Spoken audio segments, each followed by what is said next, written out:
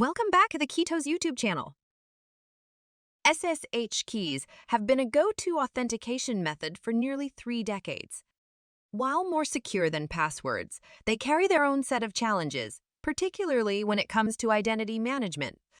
Imagine managing a giant key ring with hundreds of unique keys on it, but for digital access. Sounds cumbersome? That's exactly what dealing with SSH keys feels like, especially when it comes to onboarding and offboarding users. The traditional onboarding requires manually adding a user's SSH key to every endpoint. Feasible for a handful of systems, but what about when your organization grows to hundreds or thousands? Best practices dictate that a central security team should manage these keys, keeping detailed records and conducting regular audits.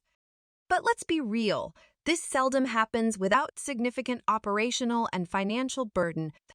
And here's a startling fact.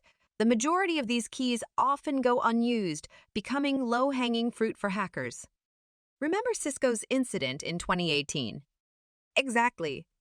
So if the current way is fraught with issues, what's the solution? Tune in next time for our session on SSH certificates, the modern alternative to keys.